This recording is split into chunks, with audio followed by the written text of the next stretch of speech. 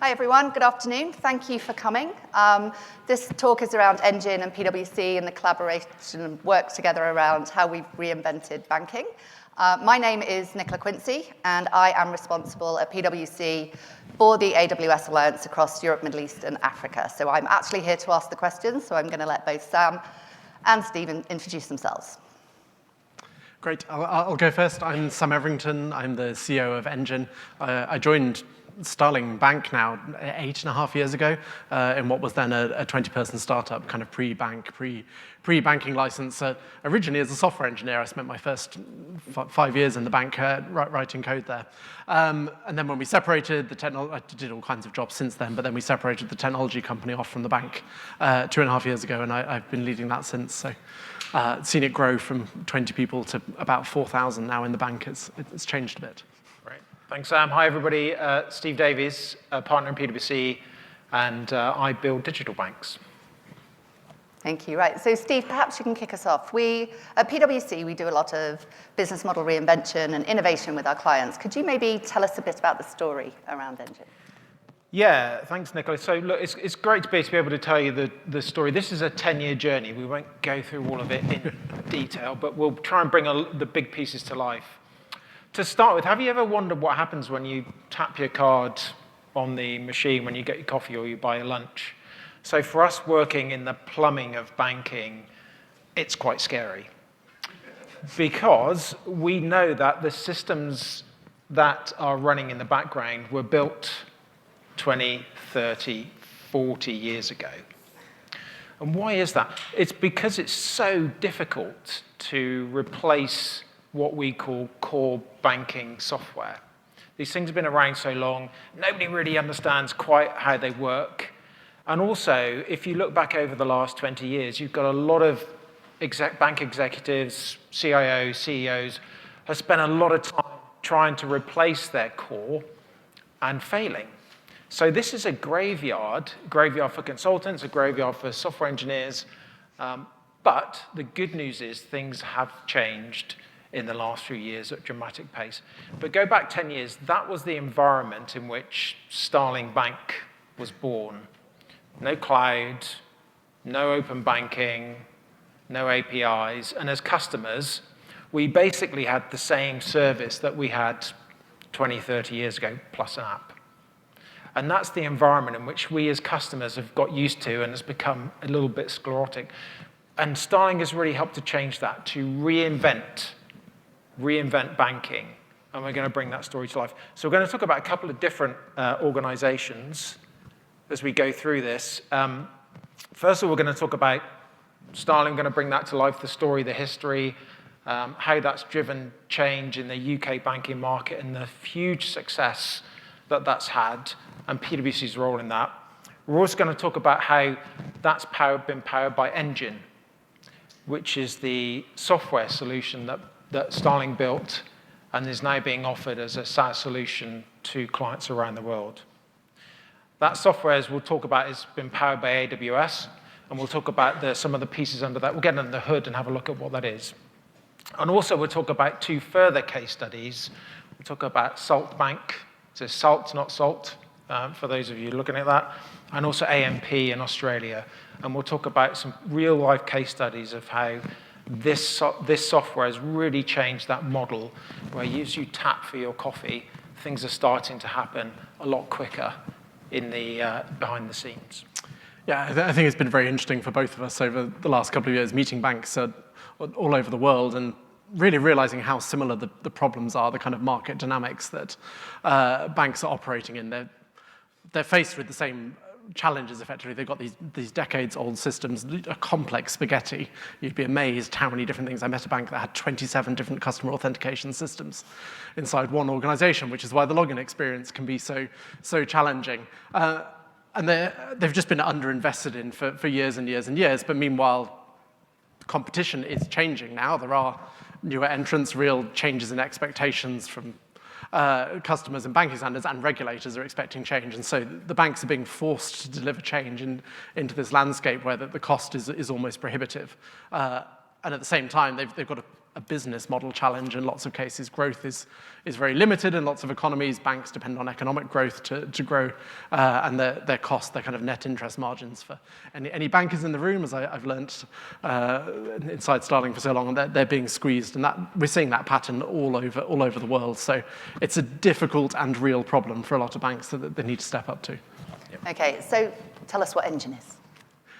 That's probably a good place to start. So, yeah, and Engine and why. So, Engine was built originally for Starling Bank inside the bank. It's all the technology you need to run a really market-leading kind of digital-first banking proposition. Actually, there's real humans backing up Starling's service as well, but that's a propositional choice. So, when I say all the pieces you need, it's not a collection of core systems in the traditional sense of a bank, 20 different things integrated together, all built in different ways, but it's a proper kind of cloud-native, real-time, event-based, all the things that are completely obvious in this conference and entirely absent in most banks today.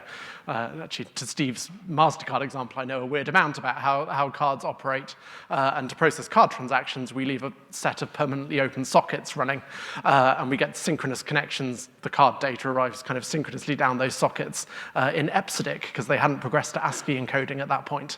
And from there, we carve it up and kind of asynchronously event-based process it and assemble the response to post back down that socket. So it really is ancient. It's a kind of 1980s ISO standard cards are running, but we had to reinvent that stack to get to where we wanted to be as a bank. And so Engine is all the pieces you need to run a digital bank, from the kind of onboarding, origination experience to this is our core system, our core ledgers, payment processing, card processing, and even the bits you maybe wouldn't expect. We didn't think we'd build them originally, the kind of AML and financial crime and monitoring side, and the customer service bit, the chat and call handling that's baked into the platform. So it's all the pieces you need to deliver the kind of rich, personalizable, digital native banking experiences that customers expect.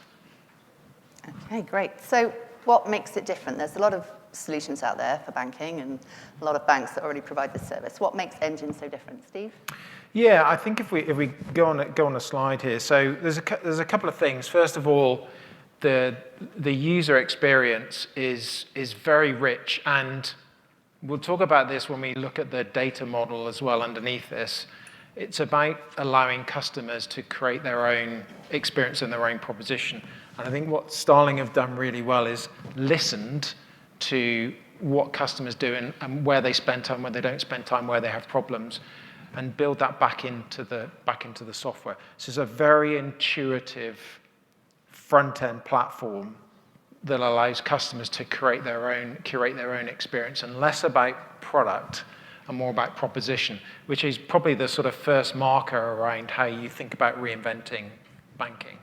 Yeah, it's my life before this was delivering technology systems to banks and lending companies in a number of different markets. And as a systems vendor, you're sure some people in this room you're turning up and you're kind of going through requirements process and requirements definitions and documenting existing processes and digitalizing what's there. And you get a very different outcome when you start kind of digitally native, start with a clean sheet of paper.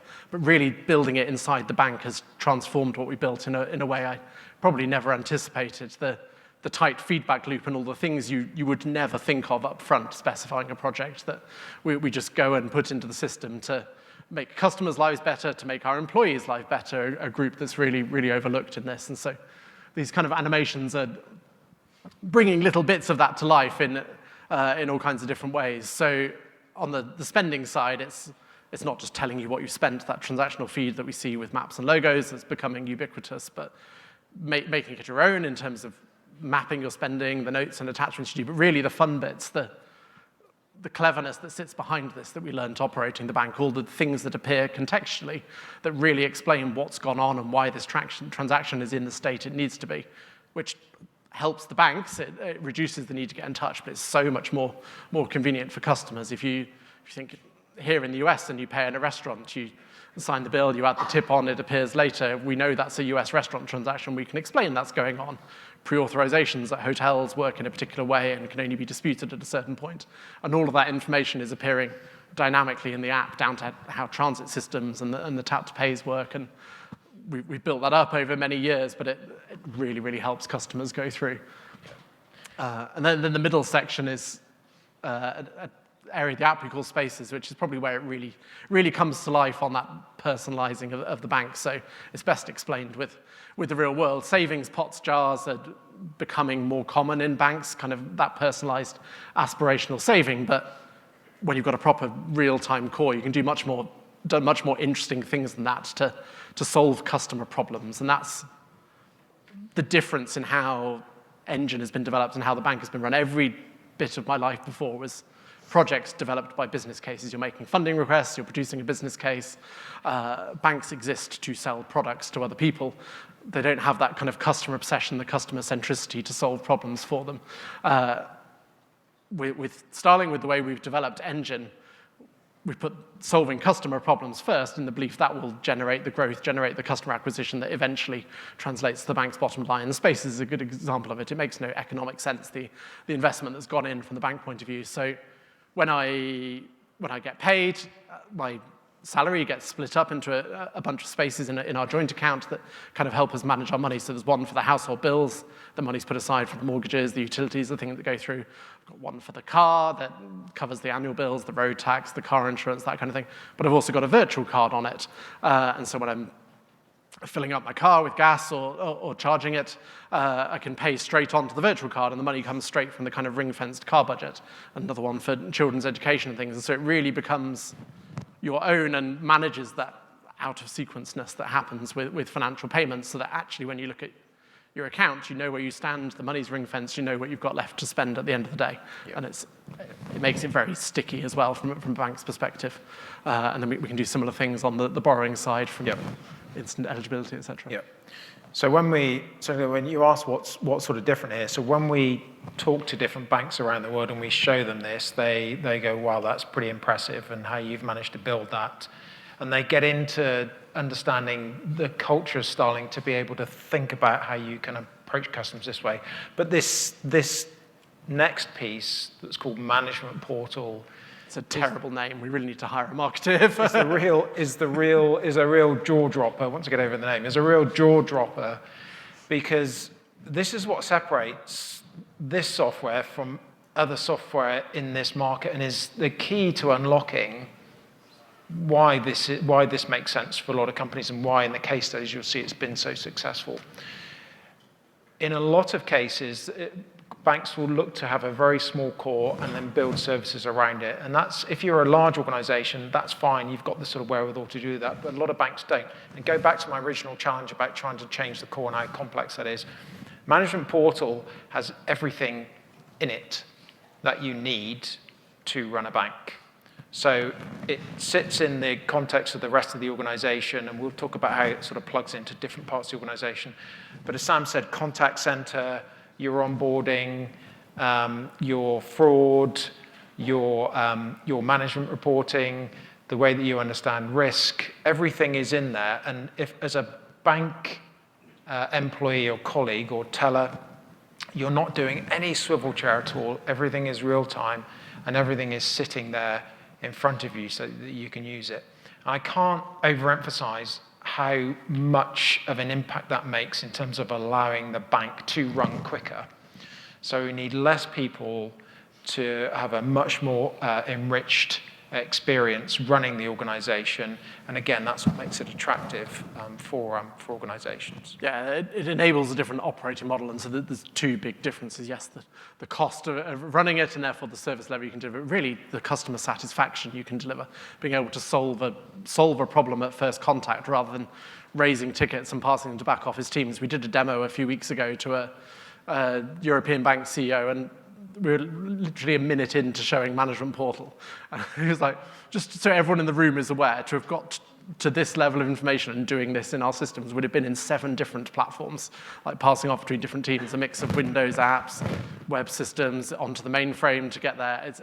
To have it all there and to be able to just click a button while you're on the phone to the customer and solve their problem makes them so happy. People don't contact banks very often. It's normally in moments of stress, in moments of frustration, and if you can help them in that moment of need, it makes a huge difference. Yep. Okay, great, thank you. So we're at an AWS conference and a room full of builders, no doubt. What's under the hood? Like, tell us about the tech. Let's first of all talk about the data model. Again, why you might sort of look at this diagram and think, okay, fair enough. I can see the sort of the customer there, and everything sort of sits underneath that. This is not the way that your bank organizes its data, and it is not the way that it allows itself to see what customers do and how they operate. The data model inside the Engine platform is more akin to something that you might see in a CRM system. So the customer is the master, and the products sit underneath that. And again, that is a complete switch from where those traditional platforms are, and it permits that rich experience that you saw in Management Portal. Yeah, even just having each customer represented once has been a real battle to keep it that way, and modeling the real world relationships instead. So I exist as a person once in the real world, and you should just have one copy of my personal details, which is not the case in any other bank I've seen. And then you can model the real world relationships between those people, husbands and wives and children, and their relationships to companies that they might own or might be a director of. And all of that exists completely separately from the structure of the financial products, the accounts, the ways you operate. And this is the kind of full set of banking products, from checking accounts, savings, loans, overdrafts, credit cards, and mortgages to come soon. And thinking of it that way is really obvious to you as a customer. The bank should know you and should know what products you have and be able to answer questions about that, and it's just not the case. That made sense. We then did stuff quite differently beyond that in terms of how we set the accounts up with this kind of spaces and space identifier data structure. And the real fundamental difference, I guess, in the core system is the accounts don't contain money, and they don't have account details. There's no account number and routing number on them, anything like that. They all exist and are modeled separately, and that's a really deliberate choice. So it might look like a regular checking account at first glance, but setting it up this way enables spaces. It enables all kinds of other features that we've built, like cards for children, for instance. Parents on the joint account can have a space and issue a physical card on it for their children that allows the child to spend within a ring-fenced budget that the parent can see, with the parent having the spending controls over it. And you've got very similar on business systems. Retail and business banking is separate almost everywhere I've ever worked, and we're serving them both on the same core system, on the same application. And space identifiers is the kind of generic model for pointers in a technical term to a pot of money, which might be the main addressable details of the account routing number there. It can be ways for grandparents to give pocket money for children. It can be ways for big corporates to effectively use virtual accounts to collect payments from different customers. And so by rethinking that into its fundamental building blocks and assembling them into the proposition, the bank can innovate, it can move much, much faster, focus on that solving problems for customers rather than staring at the legacy mess and operating within the constraints of that. Yeah. Okay, great. Should we dive into the architectural principles a little bit? We could spend a bit of time on it, given we're at an Amazon conference, I guess. I get to go back to being a software engineer for a minute, which is a nice change for me. So fundamentally, we were starting building this from scratch. What did we really care about? One of the things we cared about more than anything else was 24/7 availability. Traditional banks, and the UK banks have tested this to extremes at times, can go off for extended periods of time, and by and large will keep their customers. As a new digital bank, that wouldn't have been the case. It would have been game over. And so right from the very beginning, there was no appetite for material change in the organization and no appetite for kind of maintenance windows, for downtime, anything like that. And so we release all our core systems multiple times a day in working hours during the day. None of us want to be doing an out-of-hours release. It's not an enjoyable experience.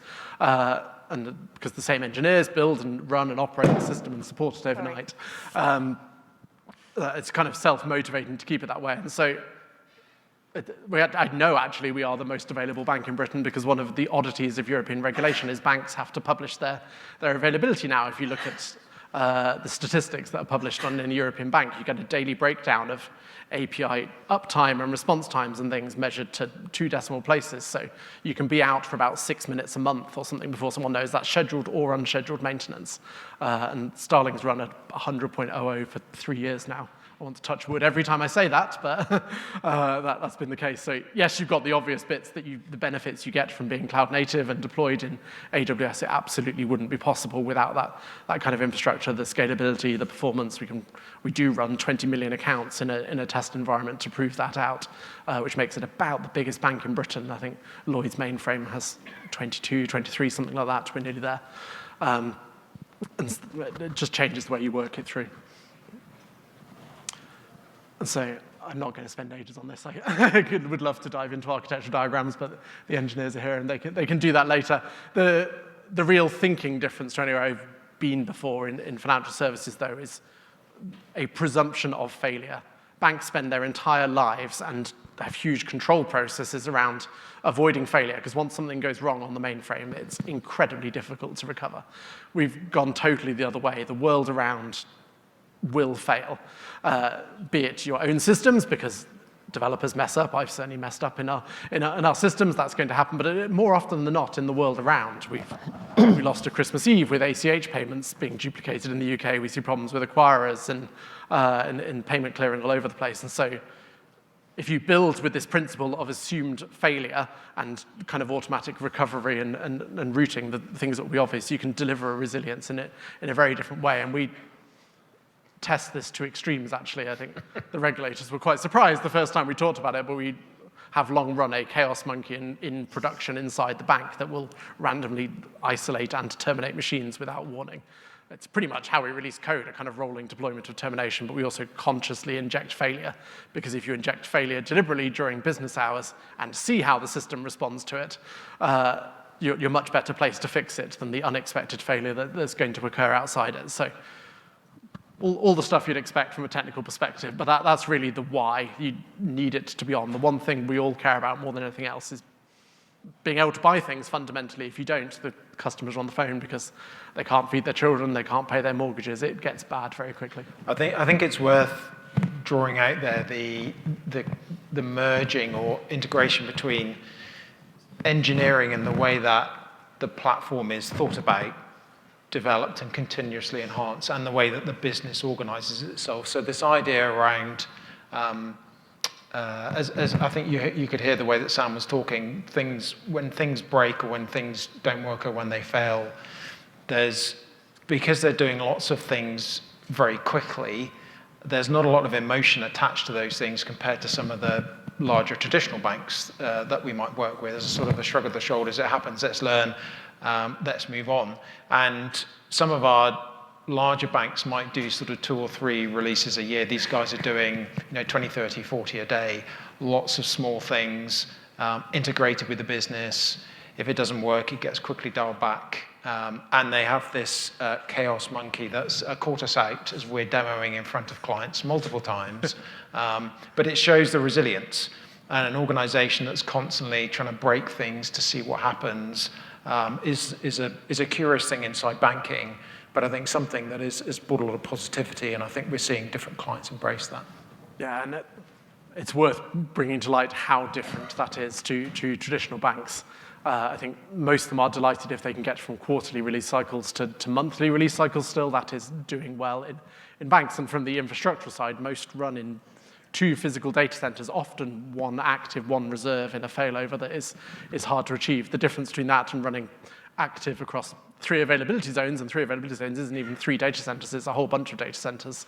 It's a totally different world. I met one recently where someone put the servers in the basement, because clearly that's where you'd store IT equipment in the past, but they're on a floodplain, and so every time it gets a bit floody, they have to run down and move things and lift the servers off the floor and bits.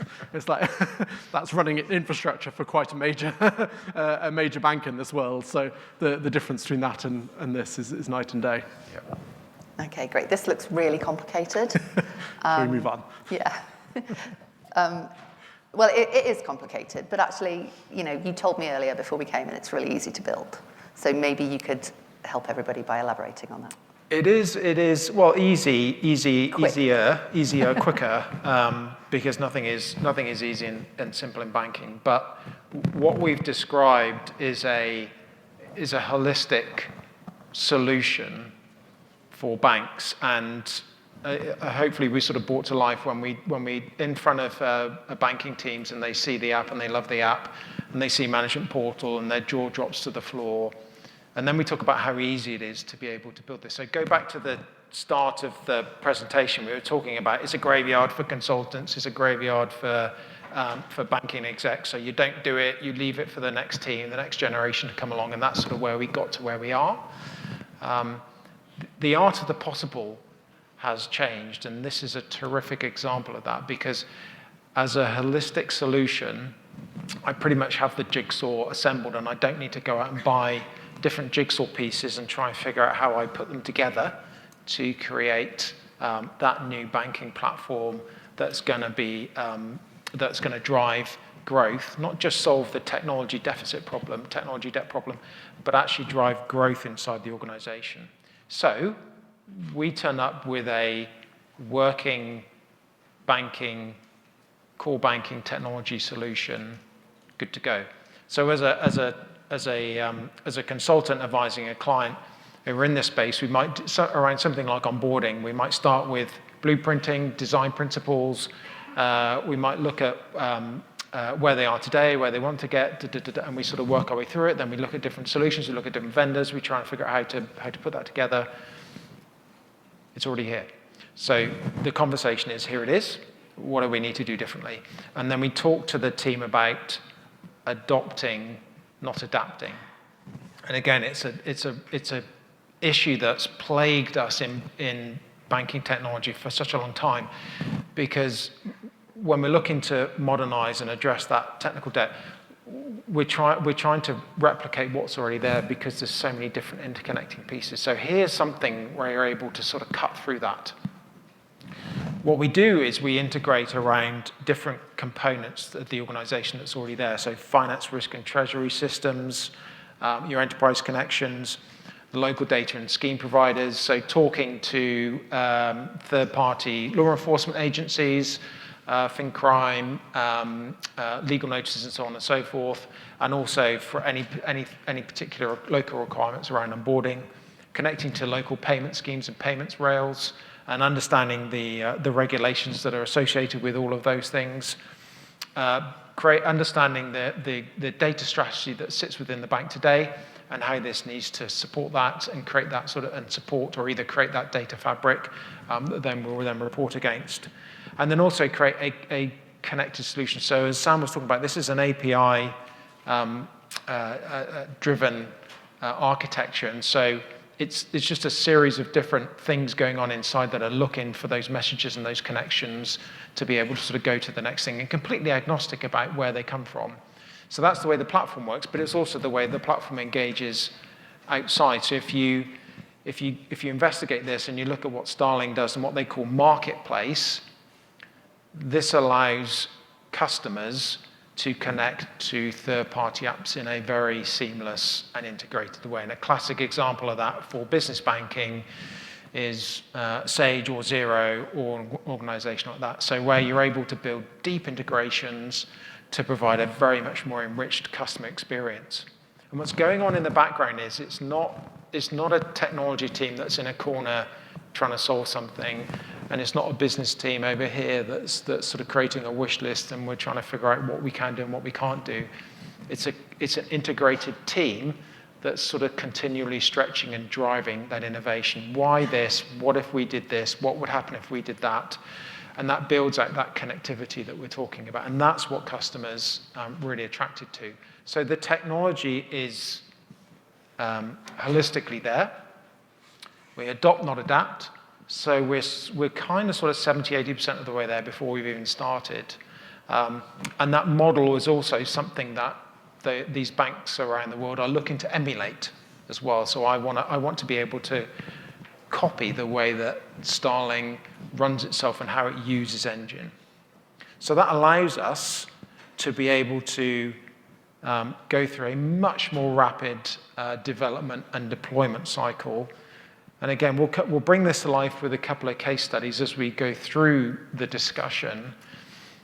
But when we turn up at a bank and we say we can have this switched on and go live in 12 months, we have a massive credibility issue because it's so hard to believe because the history that we have is these are 3 to 4 year exercises that take an enormous amount of effort for the organization and go through several cycles of management and leadership. But here we are, we have the platform ready to go. We think about those integration and orchestration points around your existing organization. We also encourage the client to have a mindset shift. So to think about what do you need to go to market, and go to market as quickly as you can. Don't think about trying to have everything there on day one. And so we go through this idea of working through this launch piece up front, 12-month crunch, get to market, start to learn about how your organization is going to use it, understand the changes that are required in the way that your technology team is organized and the way that you need to interface with these third-party organizations in a different way, and then get it out into market, get it into customers' hands, understand what works and what doesn't work, and then start to launch those additional products as we go forward. And that's really emulating the Starling model that works so successfully. Yeah, and it really changes the nature of these projects. That you spend a lot of your lives hearing technology can't deliver it fast enough and waiting on technology. That's the problem. Actually, the long pole in the tent in these things is all the traditional kind of business sides, contracting, material outsourcing in a regulated environment. It takes a while, all the regulatory approvals and the governance that you need to go through to get these things live, as well as the certifications necessary from the payment schemes, the card schemes. That's a big part of your project timeline that you need to plan out, rather than a complex tech build. But yeah, people were not convinced, I think, when we first said that this is a 12-month job to get it to market, and it's really nice now to be able to point to some real-world examples and be like, look, you really can inside some complex organizations too. That's right. Right, well, you mentioned real-world examples, so prove it. Probably a good place to Prove go. it. So, yeah, Steve referenced banks want to emulate what Starling does. I guess the question is why? Why would anyone care? What are they looking to do? And ultimately, that is economic. Engine and the platform we developed and the way Starling's done is designed to change two outcomes. It's one, high levels of customer satisfaction, and we get a really odd example of this in Britain. The government, to improve competition, runs a survey of bank customer satisfaction twice a year. And legally, all the banks have to publish it on their homepage, in their apps, and have it on the wall of all their branches. So while you're standing in a queue at a branch of a traditional bank, you can see your fellow customers are not particularly happy. And Starling sat right up there at the top of the tables, which is a really powerful validation for us that we built something that customers love. But the main bit is the operating cost, the economic model that sits underneath this. A traditional bank spends, this is in pounds, sorry, I should convert quickly, but 100 to 150 pounds a year running a customer kind of tech and operations. Starling, despite running a 24/7 human contact center, there's no AI, no chatbots, no attempt to bounce your contact whatsoever, no IVR even, straight through to a human, spends £48 a year operating a customer moment, and most of that is the kind of human touch support that they've chosen to do it. So it's a real different economic model, and that kind of proves it out in the numbers. That's what gets banks interested in the first place. There's a lot of digital banks have been attempted in many markets here in the US as well. Most of them are struggling to make money, struggling to break even. Starling was one of the first in the world to hit profitability, and the hitting profitability isn't just tipping over, breaking even in a high-rate environment. As you can see, last year it turned over 682 million and made 301 million pounds in profits. And if there are any people in banking backgrounds in the room, the two numbers on the right-hand side are particularly astounding for you. The kind of return on tangible equity and the net interest margin are a real step change from the economics of a traditional bank. So it works, it's grown. Starling's developed a big bank now, 4 million customers in it's retail and SME, and we've got 500,000 businesses banking with us, which is a 9% market share in business banking in 6 years now. So we've really had an impact in the market and the scale there, but it's bearing through in numbers rather than customer acquisition at all costs. So big question is that a one-off? Can you do it again? Can we replicate it? And this is SaltBank, kind of Engine's first customer, I guess, that we partnered with to bring this to life. So Salt is, in effect, a new bank. It's an existing bank. It has got some other products and some consolidated reg reporting, but it's a relaunch of a bank owned by Bank of Transylvania, who's the largest bank in southeastern Europe. And And they chose Engine to replicate Starling. Ultimately, they're trying to be the Starling of that market, a 100% digital, kind of putting customers first bank for the people of Romania. And we did it under 12 months from the first line of code being launched to being written to a big launch event. We thought they'd go soft, kind of build it up and test it. Banks are normally quite cautious, but they really, really went for a big splash and a big media coverage. There's some elections complexity in the country, and so they opened 100,000 accounts in the first 10 days, which was just astounding.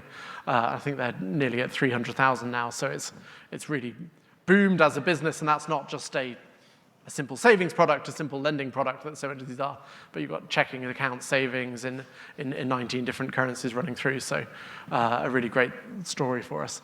And then together as well, we're working with AMP in Australia. Yeah, AMP, so this is the second case study. AMP, a storied organization, global brand, a real long history serving the Australian economy and Australian citizens.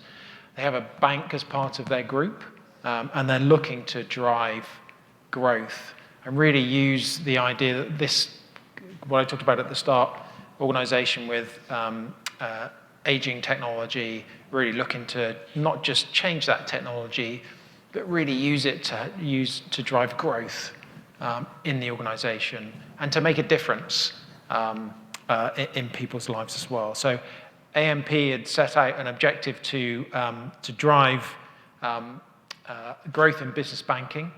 So in the Australian market, that's about 5 million people involved in the SME, small and medium-sized enterprise market.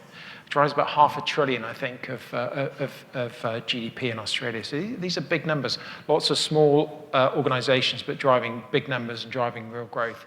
And just like us as retail customers, they're kind of underserved and tolerate it. And AMP identified a real opportunity to be able to seize that and seize what they saw at Starling Bank and the technology, because it's not just about Engine as a software solution, it's Engine with a reference bank, Starling there, that's run it in anger for 10 years in a highly competitive market in the United Kingdom.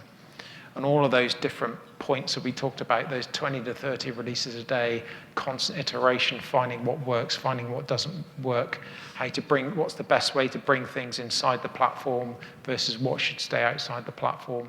These are all things that attracted this organization to be able to look at Engine. So we have worked with them, and this is sort of a matter of public record. AMP have it's on course, it's on time. They went live with friends and family in about 8 to 9 weeks ago now, I think. So they did exactly the same as Salt. They went live within 12 months. And if you're in this business, it's hard to overemphasize just how different that is and how unusual and how unexpected. So again, when we go to clients and say, you could be live in 12 months, they say, no, we can't, it's too difficult. Here we've got two organizations. AMP, they have an existing bank, so it's not just about what we might call greenfield or sidecar. It's not building something on the side. It's about building something within the organization that's durable. What they're also benefiting from, I think, is what we might call innovation as a service. So you're connected to a software provider for your core platform that's constantly innovating and has got that exposure to running a digital platform that makes you think about doing things differently, and your ability to be able to sort of tap into that as you go forward is hugely powerful for the organization. So they are planning to launch early in the new year in the market, and sort of really looking forward to seeing success in the marketplace with that. Yeah, small business banking is quite an interesting market to work in. The perception even a few years ago in most banks was that businesses wanted their relationship managers, that personal service. Really, the businesses would only ever bank on the web. That was that actually brought to life by some funding that Starling effectively won as part of the fallout from the financial crisis. And one of the conditions attached to the funding to really expand our business banking offering was that we launched web banking for customers, because everyone in the industry believed businesses wouldn't bank on a mobile phone. In reality, I think 6-7% of our customers have ever accessed the web banking for it. It's just not necessary. But Australia's got similar dynamics. It's dominated by a few big banks with quite a traditional service model for business banking. And so for AMP, they've seen a real opportunity to disrupt that and get a serious growth angle onto the bank business, as well as transforming the retail bank and the products and services they've got in place today. So it's a really interesting project to do together, and to do that inside an organization with such history, and the complexities that necessarily come with that age and history has been really, really enjoyable. Yep. Great. So this isn't on my card, but I'm going to put you on the spot because I can see in the next slide. I'm assuming there's a development cycle. There's things coming in the future that we want to make people aware of. Can you maybe explain a little bit? Yes.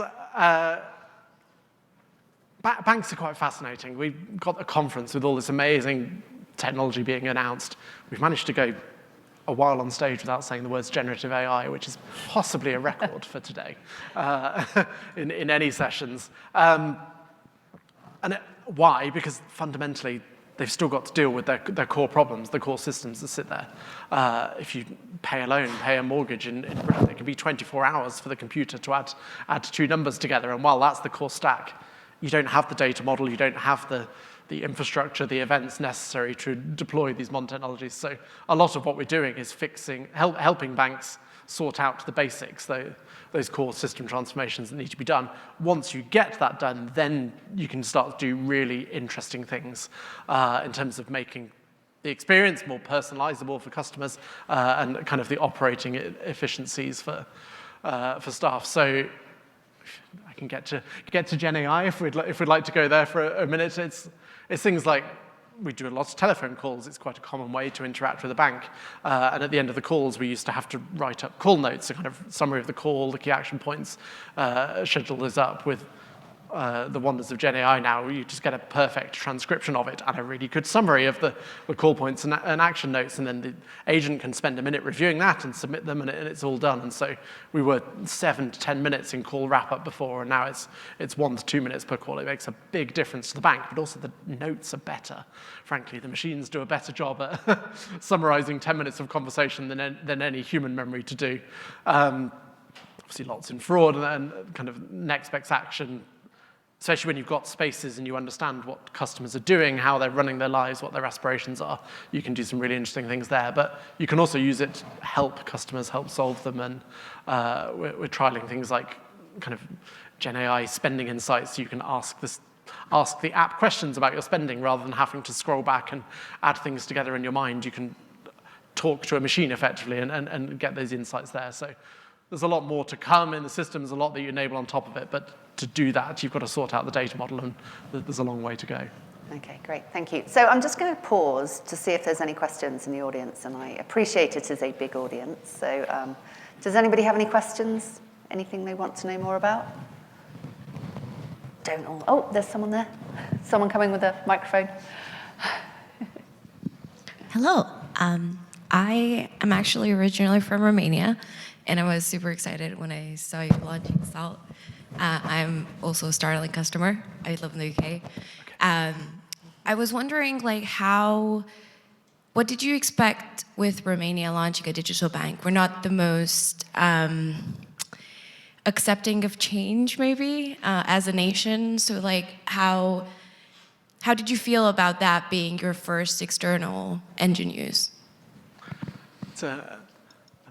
I don't think I've ever really got the impression of not accepting of change. There's a real kind of drive and ambition in the country to do things. And I think everyone working on the project, and it was primarily run locally, we just had a little team supporting it, were so motivated to be building something they felt they could be proud of. I think it's not dissimilar to most markets. I see that there's a few big banks that absolutely dominate it. Obviously, one of them is Salt's parent company, Bank of Transylvania, but transforming those organizations takes time, and it's a great market for test this. It's got a young mobile population. You can do some really interesting things with apps and currencies, and doing that as part of a bigger banking group, the kind of investments and other products they can bring to the offering to work well. They really make something of it. So yeah, I didn't get that feeling at all of being resistive to change, and the customer numbers, the sign-ups blew us away. To put that kind of 10,000 a day into context, at its absolute peak, I think Starling's opened 3,000 to 4,000 accounts in a day, so we've never seen sign up and energy like that. It was an interesting test for our systems, for the engineers watching it, but worked beautifully. It's been great. I think one of the other things that you're right, it's a lovely question, is the people working on these projects, bankers, architects, developers, software engineers, they look at this and go, yeah, this is what I thought we were supposed to be doing, and this is the way I thought it was supposed to work, and actually being able to get hold of this technology is super cool. And so you create this kind of flywheel inside the organization that really starts to drive that. And it's super important because it's so difficult, everybody is focused on just getting over the line and getting it to go live, but actually it's really just the start, and that's part of the sort of SALT experience as well, is going live is just the beginning, and you need to keep the momentum going, and being able to build on success after success in such a short period really drives that momentum and motivation, doesn't it? It's really motivating to work on something you can use yourself. I still get a buzz when I see a Starling card chapping on the tube gates in front of me, even though it happens quite often now. It's really exciting. One of my favorite memories of the project actually was when they started the contact center training, because we took the existing contact center staff for the bank and retraining it, and the excitement in having something that was purpose-built to make their lives easy compared to the technology they were used to using before, both in the bank and the new hires that had come in. It's like banks have spent a lot of years covering up the customer experience. To put it crudely, they've put kind of layers and gateways and things in front of it so they can kind of make the apps look digital. The back offices are challenging, and they're challenging and frustrating places to work. And so to have something where you've invested as much time and effort into the employee experience as you have the customer side, they were just filled with joy. I really loved sitting in those sessions, even though I could only stand to half of what was being said. It was brilliant. Thank you. Any more questions? This gentleman over there.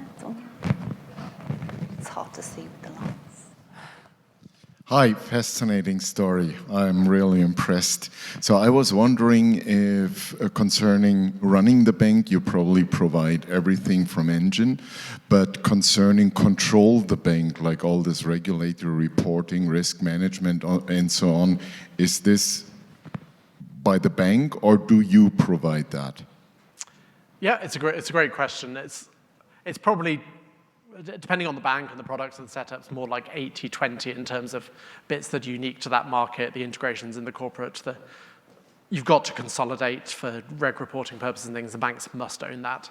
The more interesting area to talk through is actually things like change management and the ways they operate in banks, and really getting them comfortable with the distinction between the technical deployment of code and change from a regulatory perspective, which is when products change, when customer behaviors and journeys and experiences change, and the mechanisms you can use to completely separate those two things.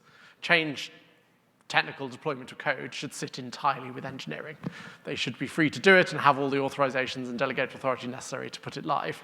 And so we do that internally as an organization and long have, but we now do that with clients as well, and Engine can push code out effectively. The change in the customer experience, the regulatory product governance has to look like a bank. There's no ways getting around that. You've got to go through the steps and the considerations and the lengthy papers and committees that are necessary to get that done. So you've got to break down the problem and approach it differently to enable this kind of model. Yep. Sure. Thank you. Building on top of this question, 1 year for providing this core banking solution, definitely challenging, I would believe you, but what I consider even more challenging is the integration with all these bank steering topics. Regulatory was mentioned, anti-money laundering, controlling finance and that stuff. Does it come with, let's say, pre-built interfaces into an SAP, an AML solution, be it Norcom or whatever? Is this also part of your solution, or did you start with some, let's say, manual workarounds and then come step by step with this stuff again? It's a good question. So in that 12 months, we probably spend most of our time around payments integrations, onboarding, the regulations around onboarding, and then topics like cyber risk, for example.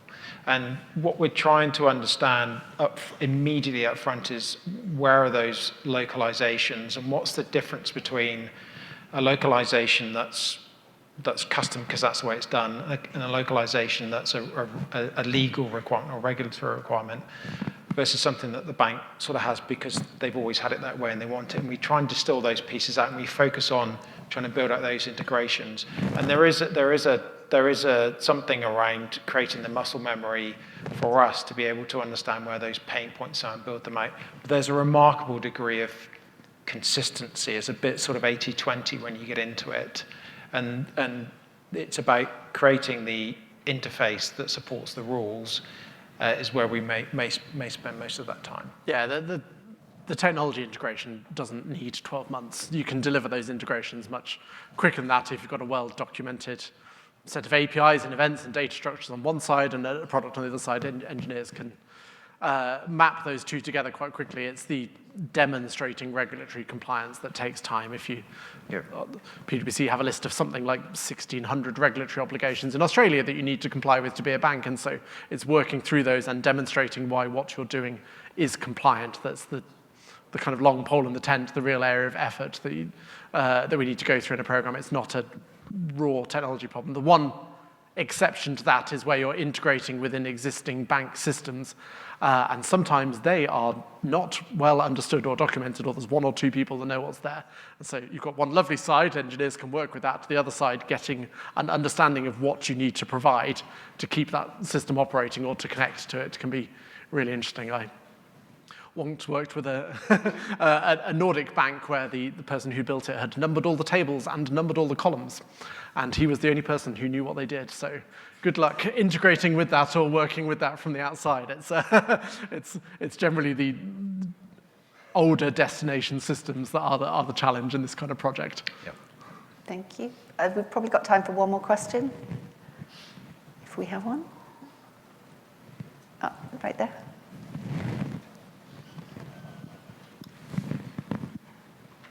Hi, I actually have two, but but I'm interested actually about the tech side of it. So how much of Engine is actually leveraged by Amazon Web Services ecosystem? And I'm especially interested in payments area, Swift, etc. There usually are quite interesting integrations. And I also work in a bank, so I kind of know why you're laughing. So I'll let you elaborate now. But not too much elaboration, Mike. Okay. I can talk for hours about integrating payment schemes. So yeah, we run the bank entirely in AWS, so all the compute, all the data storage effectively is there.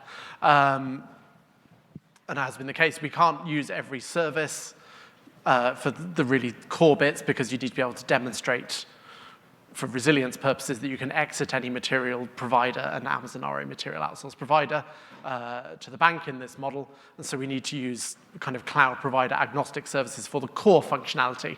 For the bits around the edges, you can get much more interesting there. Payments are fun. To connect to the card schemes, you still need physical hardware, physical HSMs. That's almost changed. I think Amazon's cloud HSMs got the final operations that were missing for card processing in the last year or so. But yeah, you need, certainly for UK payments and for Swift and things, you need lease lines, you need physical cables running to racks in data centers. And so we have networking equipment in physical sites, which you can either get from a kind of payment gateway provider, as Engine's clients are, or operate yourself. But the idea is to have no state and no processing taking place in those sites. Actually, Yaku sat down the front. Our deputy CTO built a lot of that networking infrastructure for the payment connectivity, so knows it in great detail. But yeah, you're like 98% running in the cloud. To connect payment schemes, there's inevitably some physical bits that sit around. I remember Swift at one point was a laptop with a dongle in it because it runs primarily on Windows. We can't run a non-Windows estate because we have to have that to connect to Swift. So payments are challenging. There's no two ways around it. Okay, thank you very much. So if people want to know more or dive a bit deeper, where do they go? How do they find out more? Yeah, look, a couple of things. And that question on AWS is great because we're here at reInvent because AWS has been such a great partner and they are invested in this and see this as the future of banking just as much as we do. And they're putting a lot of investment behind it too, helping us with clients, which is terrific. Come and see us at the PwC stand. Come and find us afterwards. Search Engine by Starling and you'll also find a lot of rich materials there. And we're very happy to come and have a conversation, bring the whole thing to life, and talk about some of the experiences that we've had. Yeah, there's nothing to replace sitting in front and kind of touching it, feeling it, seeing the real software run. So do come and find us afterwards, and we'll have a chat. Okay, thank you very much. Thank you, everyone.